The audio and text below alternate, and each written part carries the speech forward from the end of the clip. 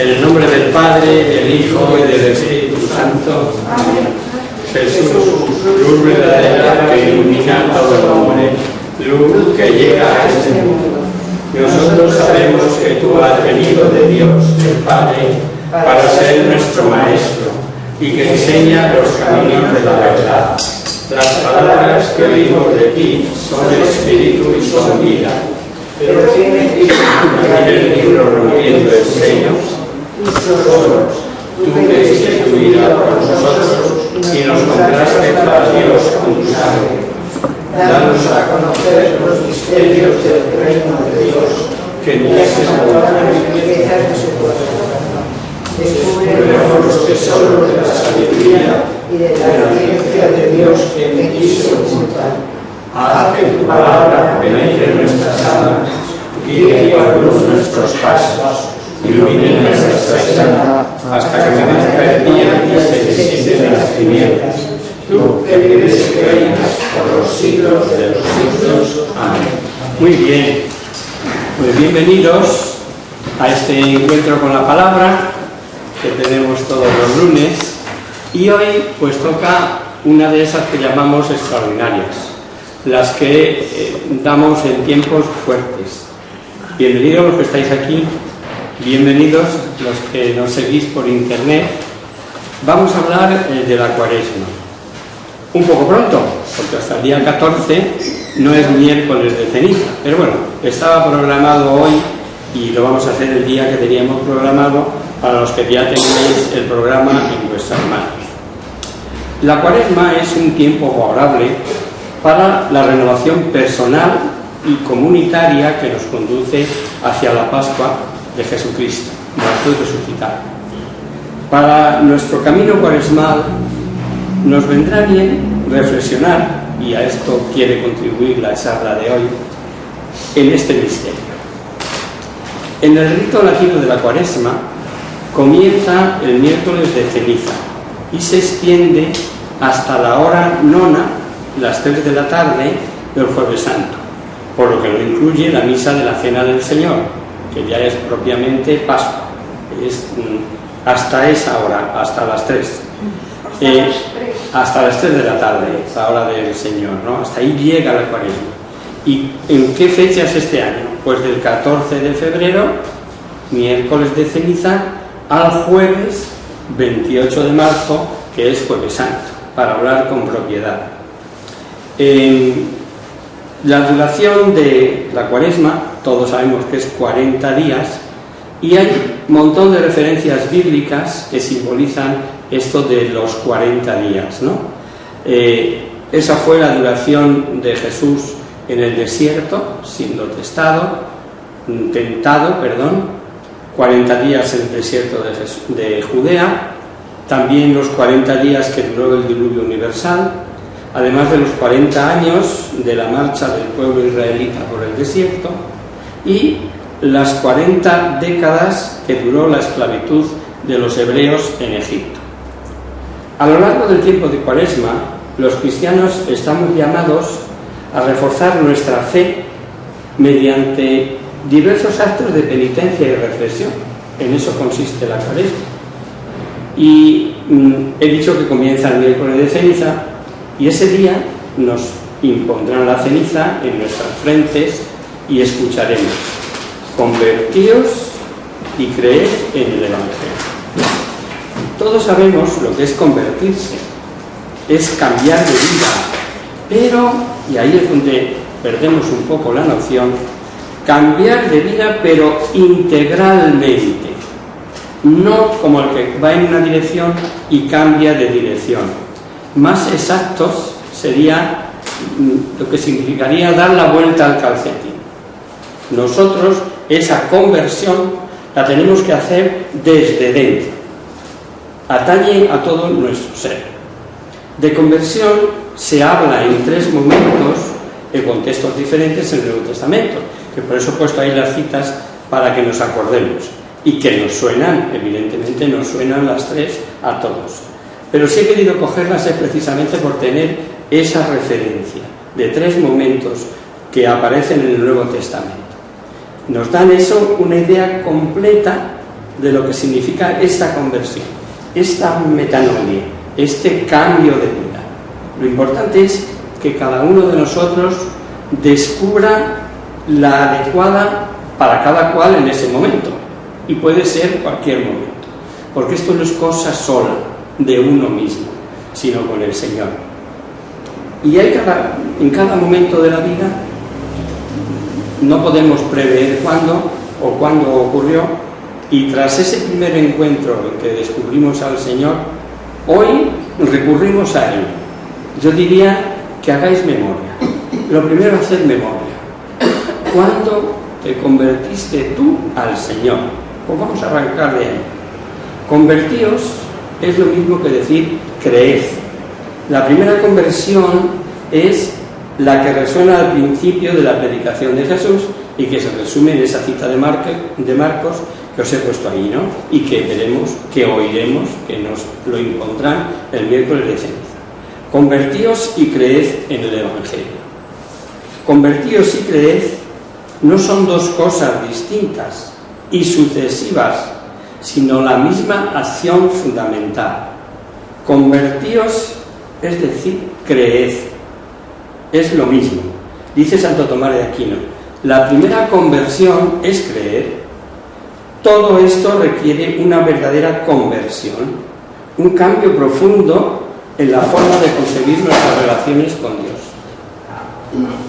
Exige pasar de la idea general de un Dios que pide, que demanda, que da unos mandamientos, que incluso en el Antiguo Testamento aparece a veces con amenaza, pues cambiar primero esa idea de un Dios que viene con las manos llenas para dársenos del todo. Es la famosa ley de Pablo, ¿no? Convertirse del pecado a la gracia, de la ley en el Antiguo Testamento a la gracia. En la historia de la santidad cristiana, el ejemplo más famoso de esa primera conversión del pecado a la gracia es San Agustín. Pero ahí no estamos ninguno de los que estamos aquí. No es, o quiero creer que no, estamos en el pecado, sino más bien que no estamos en la gracia ni en el gozo de recibir la gracia.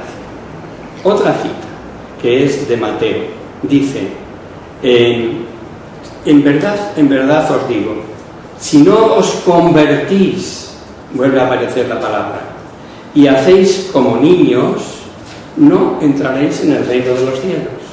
Ahí tenemos otra pauta para la Cuaresma. Hacernos como niños, porque desde ahí sí puede surgir la conversión. ¿Qué connotación tiene? Pues la inocencia. Nos tenemos que hacer niños, aunque tengamos tantos, ¿no? Niños, de nuevo. También para nosotros hacernos niños significa, como decía al principio, el momento en que descubrimos que fuimos llamados por primera vez a Jesús. Cuando dijimos, solo Dios basta, nos lo creímos y dijimos, de ahora en adelante mi vida va a ser esta. Pues también para eso nos sirve esta cita. Es un meternos por dentro y ver el momento en que, siendo niños o adolescentes quizá, o en unos ejercicios espirituales quizá, no sabemos. Cada uno seguro que nos encontramos con el Señor en un momento así, de verdad. Pues hay que volver a ese momento. Y la última cita que tenéis ahí, que es de Apocalipsis, el tercer contexto en el que tiene lugar la invitación a la conversión, la encontramos en las 7 cartas de las 7 iglesias dirigidas de Asia, dirigidas por San Juan. Y de estas 7 cartas, la que sobre todo debería hacernos reflexionar es la carta a la iglesia de Laodicea, cuyo tono duro dice: conozco tus obras, no eres ni frío ni caliente. Ojo, esto es gordo, o por lo menos a mí me hace pensar. Porque eres tibio y no eres ni frío ni caliente, te voy a vomitar de mi boca. Y dice esto: sé celoso y conviértete. Empiezo la exposición de hoy precisamente por esto, por los 3 ejemplos de conversión, porque de eso se trata la Cuaresma, de convertirnos.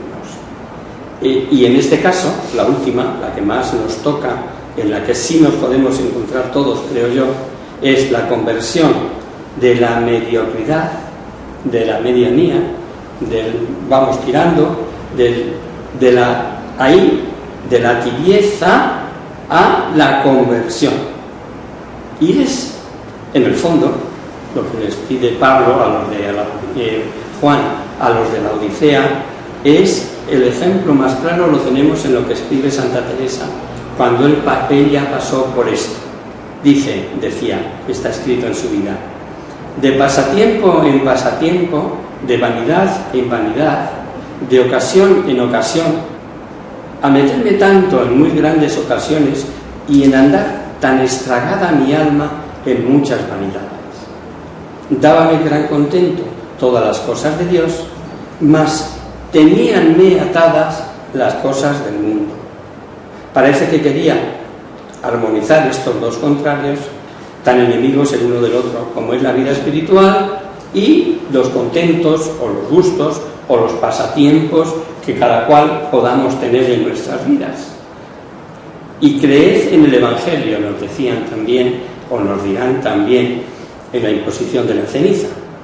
Esto es otro mandato que invita a la adhesión de Cristo, que es su Evangelio. Es como decir, y creed, esta adhesión no es fácil, exige mortificación a mi yo y a mis caprichos o deseos. También recurrimos a la Escritura en la primera carta de Pedro, que dice, es quizá la más corta, en ella los apóstoles son definidos como quienes os proclaman el Evangelio con la fuerza del Espíritu. Ahí está expresado lo esencial de la evangelización, es decir, su contenido, el Evangelio, y su método, el Espíritu Santo. Por eso decía hace un momento que no es cuestión de uno solo. Para saber qué significa la palabra Evangelio, la forma más segura es preguntarle también a Pablo, que fue el primero que usó esta palabra griego. Dice en la carta a los romanos, o lo denuncia con estas palabras: no me avergüenzo del Evangelio, que es fuerza de Dios para la salvación de todo el que cree. Desmenuzamos: convertíos al Evangelio, y el Evangelio es fuerza de Dios para la salvación de todo el que cree. Un poquito más adelante de esto que os he leído, pero en la carta a los romanos, dice: pues Dios mismo se lo manifestó.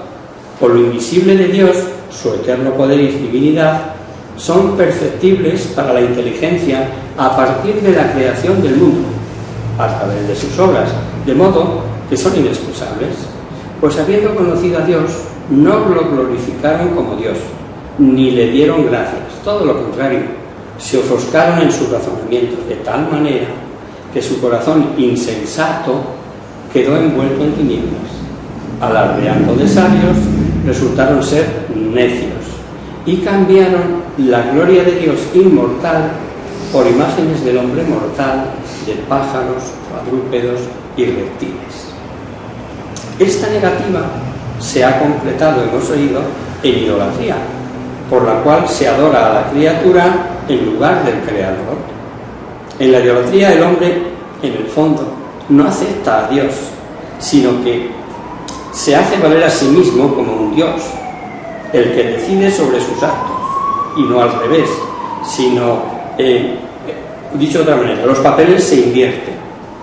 Se convierte el hombre en alfarero y Dios en vaso al que cada cual modelamos a nuestro antojo.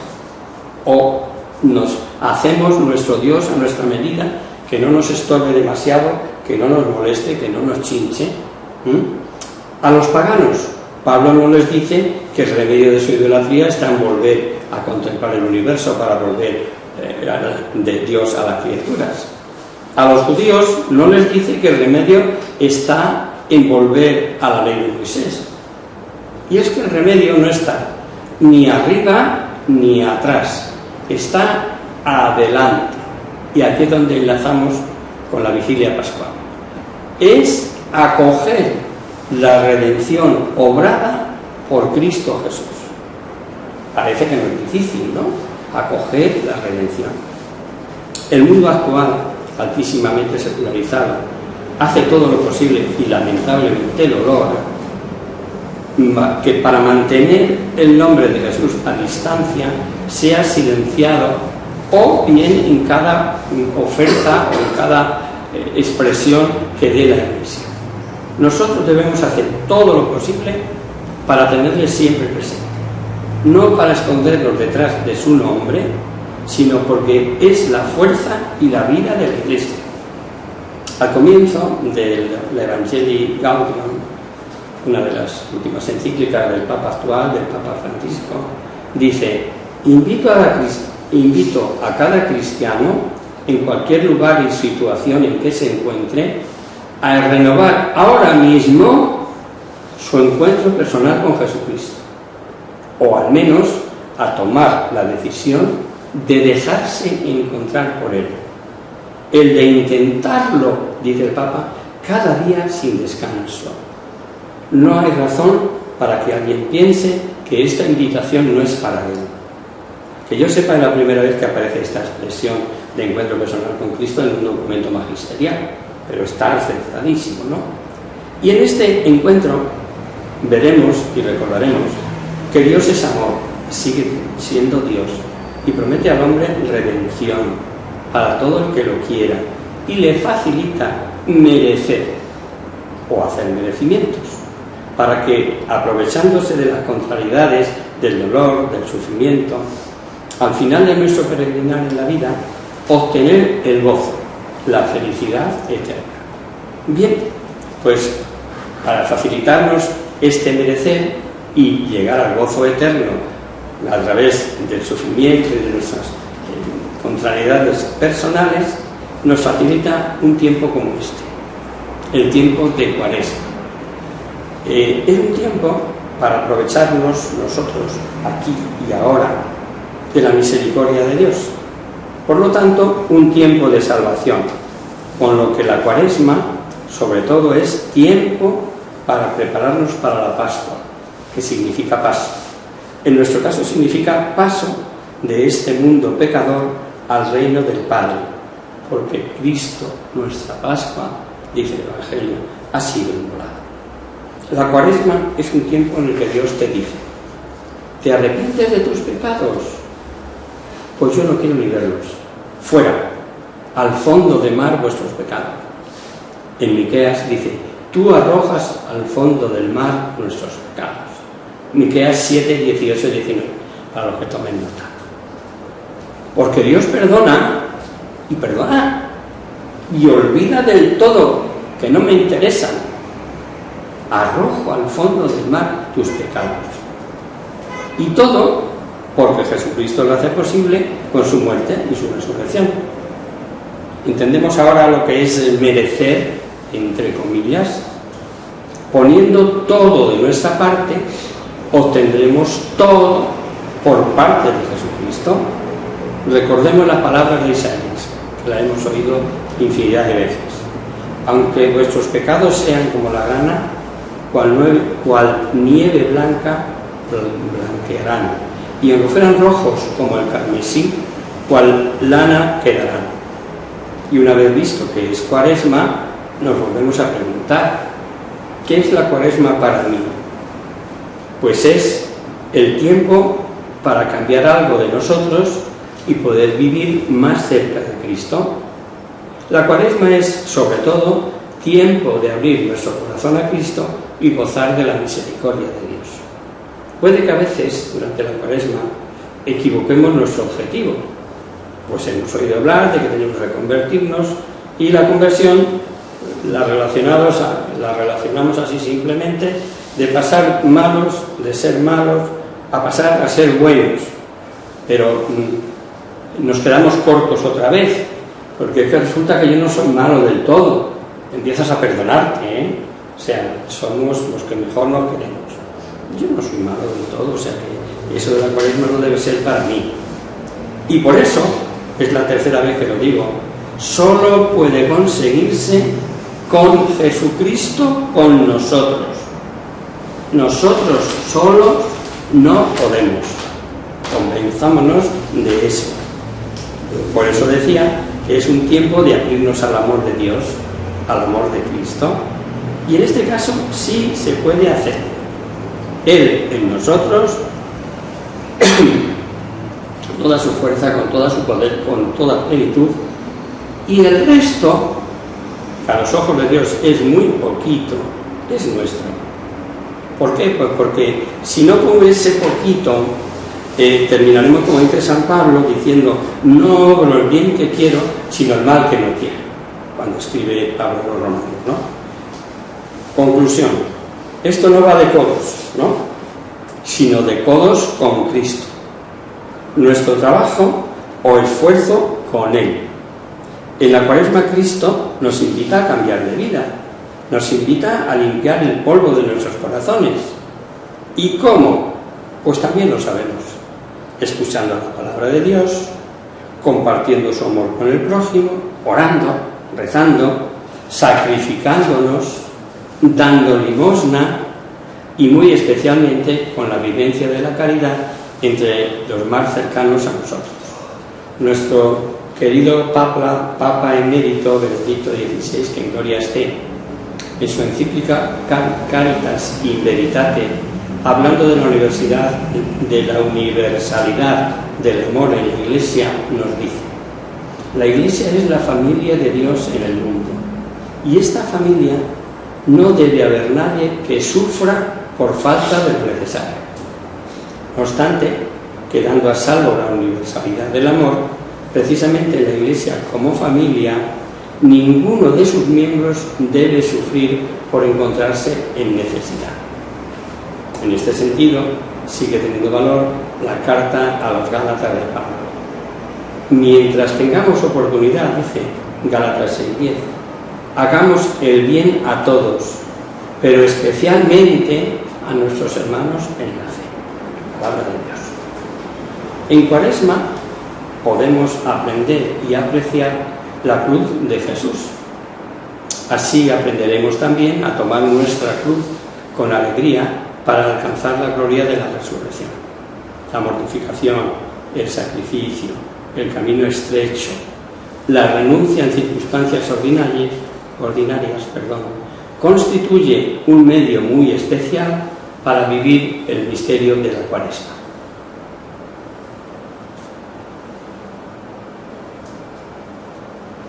Y no se trata de crear situaciones extraordinarias, o pensar en ellas, sino más bien de saber ofrecer aquellas cosas de cada día que nos resultan molestas, de aceptar con humildad y alegría los distintos contratiempos que surgen en nuestra vida ordinaria.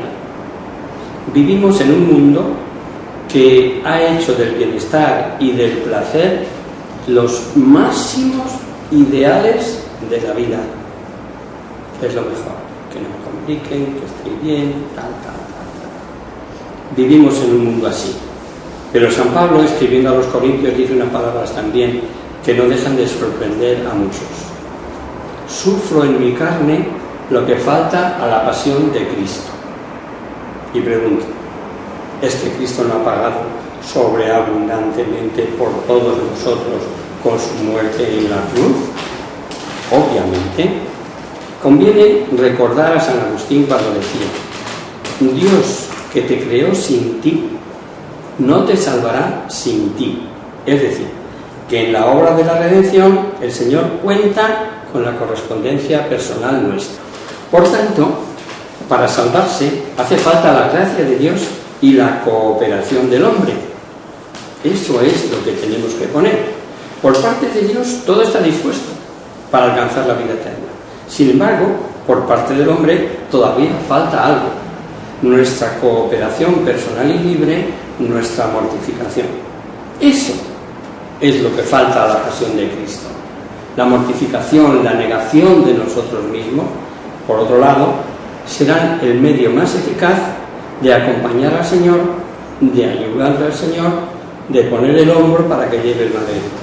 Pero atención, a la mayoría de nosotros no nos pedirá Dios grandes cosas, no asustarse.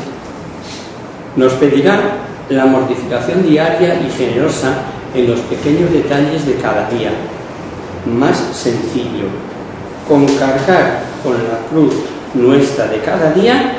No tenemos que poner más, ni preocuparnos de más. ¿Y qué es eso? Pues nos pedirá sonreír a quienes nos importunan, nos pedirá soportar con alegría las contrariedades que nos surjan, nos pedirá hacer nuestro trabajo con esmero, aunque no me vea el jefe, nos pedirá vencer la pereza, que nos invita a dejar las cosas para después, bueno, eso luego lo hago. Nos pedirá también alguna pequeña mortificación en la comida o en la bebida, porque esas pequeñas cosas sufridas y aceptadas, regaladas con amor, son agradabilísimas al Señor. Es tiempo de gozar la misericordia de Dios y obtener su perdón. ¿Cómo puedo concretar entonces mis deseos de conversión? Os propongo dos, por resumir: acudir al sacramento de la reconciliación y vivir de la caridad practicando las obras de misericordia. Las obras de misericordia, ¿qué dices, Adolfo? ¿Eso sigue? Pues sí, están vigentes, solo que las tenemos olvidadas. Las obras de misericordia espirituales: enseñar al que no sabe, dar buen consejo al que lo necesita, corregir al que yerra, perdonar las injurias, consolar al triste y, ojo a esta, sufrir con paciencia las adversidades y flaquezas de nuestro prójimo. Y por último, rogar a Dios por los vivos y los muertos. Y las de misericordia corporales son visitar al enfermo, dar de comer al hambriento, dar de beber al sediento, socorrer al cautivo, vestir al desnudo, dar posada al peregrino, a quien lo necesite, y enterrar a los muertos. Esas son las obras de misericordia. Pero por aterrizarlo, es que tengo que ahora preocuparme en esta cuaresma de visitar cárceles o ponerme a dar clases de alfabetización, y yo que no tengo madera de santo, más bien al contrario, pues me siento egoísta, insoportable, ramplón. Vayamos a lo práctico. Entre los atributos de Dios más repetidos en la Biblia está su misericordia. No nos cansamos de repetir esta palabra en fe católica. Decir Biblia es decir el Señor me habla, y es decir el Señor es misericordia infinita. ¿Qué se necesita para alcanzar la misericordia de Dios? Pues muy sencillo: sentirme miserable, porque la misericordia de Dios actúa donde hay miseria, donde se reconoce que se tiene miseria. No importa que nuestra culpa sea demasiado grande o demasiado grave. Jesús pagó de sobra por todas las culpas, por muy grandes que fuesen. Dice Pablo: por nuestras miserias Jesús se hizo maldición, se hizo pecado. ¿Recordáis el Evangelio? Dos hombres suben al templo a orar. Uno era bueno y decía ser justo, no era adúltero, no robaba, ayunaba 2 veces por semana, pagaba el diezmo.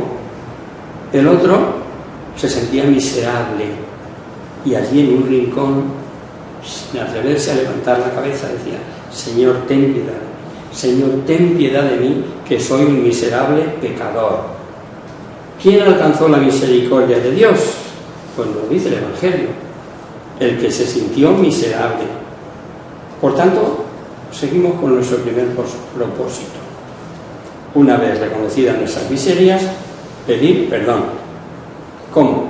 Acudiendo al sacramento de la reconciliación, como os he dicho, mejor de forma individual, pues aunque existe el rito B en la Iglesia y se está generalizando, es preferible la penitencia personal a la comunitaria. No que no se te perdonen los pecados en la penitencia en la celebración de la penitencia, sí, valga la redundancia, comunitaria. No. La Iglesia la ofrece para el perdón.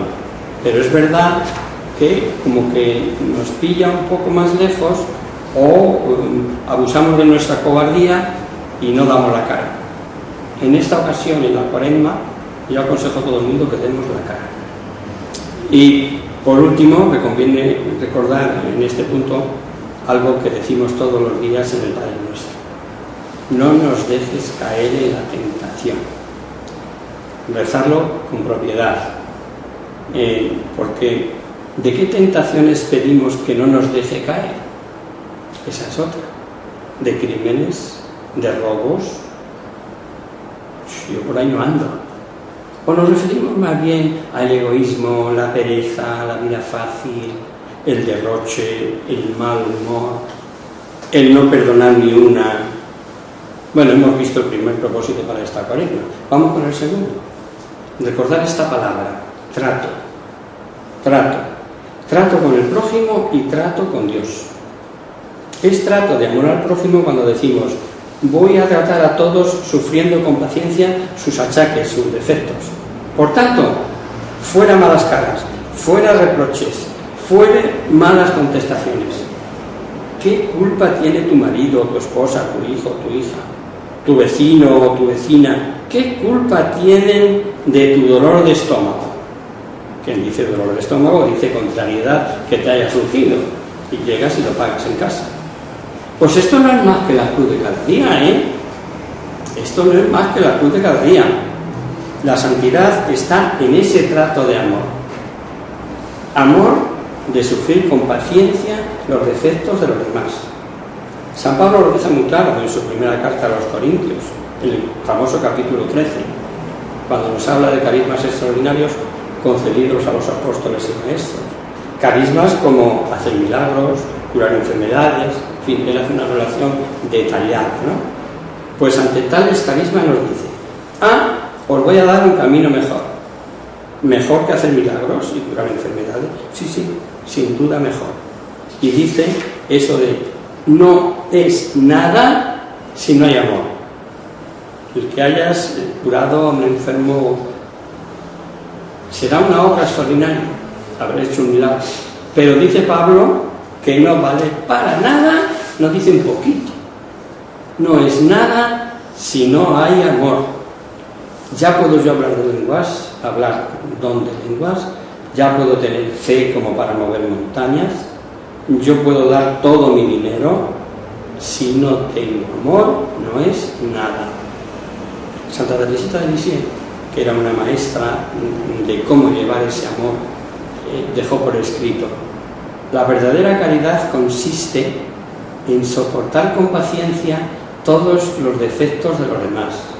Es no extrañarse de sus debilidades y edificarse en sus virtudes. Cuenta en su vida que estando una vez en el coro rezando, estaba rezando el rosario. Dice: detrás de mí había una hermana que movía el rosario en exceso, o sea que hacía mucho ruido, ¿vale? Estaba y estaba rezando el rosario. Dice: y estuve tentada a volverme y decir: hermana, bueno, y pensé para mí, ojo a la pureza del alma de Teresita de Lisieux, y dije para mí: si le llamo la atención, le puedo causar un dolor, o sea, le puedo hacer sentirse mal porque la llamo la atención. Mejor me aguanto y sigo rezando el rosario. Fijaos hasta qué punto, ¿no? La verdadera caridad consiste eso, en soportar con paciencia todos los defectos de los demás, todo. No este sí y este no. No extrañarse de sus debilidades y sí edificarse con sus virtudes. Y por tanto vamos a centrarnos en hacer, para empezar, valoraciones positivas, que tú mismo te sientes mucho mejor. Hay infinidad de casos y tampoco quiero entrar a detalle, pero qué cariñoso es, o qué gusto de hablar con él o con ella, Pero si es un cacho de pan, si es que está siempre dispuesta para todo, si es que le han dicho hoy que lea la misa y la pobre ha titubeado, pero ha pronunciado muy bien, pues cuando salga de leer y si le quieres decir algo, oye, qué bien ha pronunciado, a lo mejor para mí un poquito de prisa, pero qué bien dicho, qué bien lo has hecho, tío o tía. Eso es una valoración positiva, ¿no? Pero debemos tener una cosa muy clara: ese trato de amor al prójimo es imposible, volvemos a lo mismo, sin tener otro trato más especial, el trato de amistad con Dios. Y ese trato de amistad con Dios se consigue a través de la oración. ¿Que hacer oración cuesta? Pues claro, naturalmente que cuesta. Todo lo valioso cuesta. Pero recordad lo que dice el Apocalipsis sobre la oración: es un perfume valioso que sube hasta el altar de Dios. Que empiezas haciendo oración y terminas por los cerros de Úbeda, no importa. Empezamos de nuevo. Recordar que el valor de la fe es estar seguros que pese a su silencio, Dios te ve y se alegra. Y en ese montones de oración. Cuentan, y creo que lo habéis oído seguramente, del santo cura de Ars, que veía a un señor mayor, entrado en años, que llegaba todas las tardes, se ponía delante del sagrario, se quitaba la gorra, lo ponía allí y allí se quedaba, horas y horas. Y ya un día le pregunta, pero ¿y cómo, qué es lo que está haciendo? Que dice, bueno, pues nada, yo estoy aquí, le miro, él me mira, amigo. Eso es presencia de Dios en la oración. Y lo demás nada. Porque tengo que poner la comida, porque me voy, porque tengo que preparar el curso de Biblia. Eso es ejemplo de oración. Quien empieza, esto ya os lo he dicho, bueno, Dios nos ve y se alegra. Y tampoco olvidemos lo que decíamos antes de San Pablo en la carta a los romanos: no lo bien que quiero, sino el mal que no quiero. La Cuaresma es, por tanto, tiempo de intentar conseguir ese trato de amor al prójimo como consecuencia del trato de amistad con Dios. Jesús está dispuesto, sabemos que lo está deseando. Nos dice otra vez en la carta a la Odisea, os la doy como deberes para esta Cuaresma, que nos leamos de las cartas de Apocalipsis a las 7 iglesias de Asia, la dirigida a la Odisea. Dice: mira que estoy a la puerta y llamo. Si alguno oye mi voz y me abre la puerta, entraré en su casa y cenaré con él y él conmigo. Como podéis saber y como conocéis, Jesús nos espera a que le abramos la puerta por algo muy sencillo: el cerrojo está por dentro. Él espera que yo quiera recibirle. Ahora la pregunta del millón: ¿estamos dispuestos a abrir la puerta a Jesús en nuestra Cuaresma? Pues adelante, que esto no acaba en la cruz, sino en la resurrección. Estamos apuntando al 31 de marzo, a la gozada de la resurrección. Eso persigue la Cuaresma, no solo el periodo anterior de mortificación, que será directamente proporcional a lo que yo, como decía Mari Carmen, la santita esta que está en proceso de beatificación, que yo me haya chinchado. Dices, ya sé que para ser santo hay que chinchar. Pues eso, aquí lo dejo. Si no sé bien, ni que lo hubiera medido, como se acabó el tiempo, perfecto. Eso menos cuarto. Gracias a todos por vuestra asistencia. Gracias a ti. En el nombre del Padre, del Hijo y del Espíritu Santo.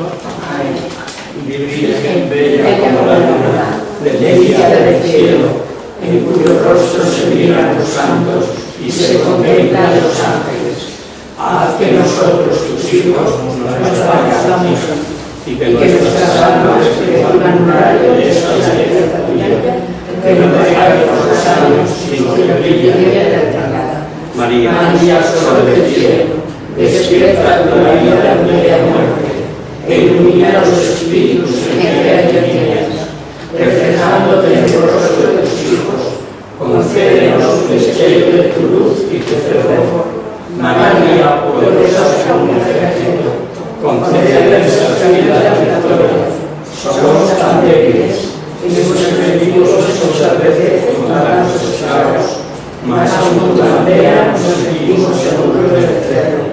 Él conoce el poder de tu bien y tiene la majestad de tu mirada. Sálvanos, María, bella como la luna.